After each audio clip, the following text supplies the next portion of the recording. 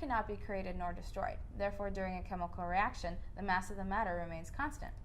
Matter consists of atoms, so chemical reactions break apart the attachments between these atoms rather than destroying the atoms themselves.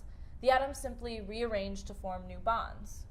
This lab lets you conduct, observe, and classify different chemical reactions. You will also practice balancing chemical equations. You'll perform 6 reactions using copper and its 2+ cation. You'll also learn how to safely handle corrosive compounds that include strong acids and bases. Let's get started.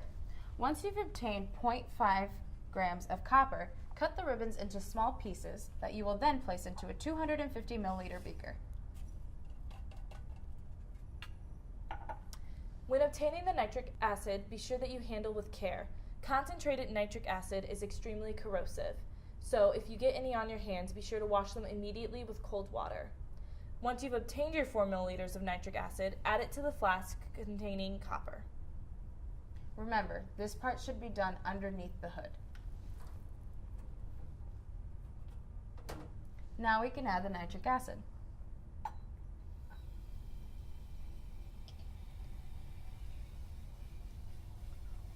Once the reaction begins to calm down, carefully swirl the solution until the gas goes away. As the gas starts to dissipate, you'll notice that the brown color will leave the solution. It was fairly easy to tell that this was a chemical change, being that the copper has now disappeared. But what other observations could you make to classify this as a chemical reaction? Well, brown gas was made, and the solution changed colors, and the beaker is warmer now than it was before we added the nitric acid. Yeah. For the remainder of this lab, you will be testing copper to see if there are different chemical reactions. You'll also handle chemicals that are both toxic and corrosive, so remember to handle with extreme care. And also be sure to thoroughly wash the graduated cylinder in between uses. Once you've chemically changed the copper into different complex ions and compounds, you will then attempt to recover the copper.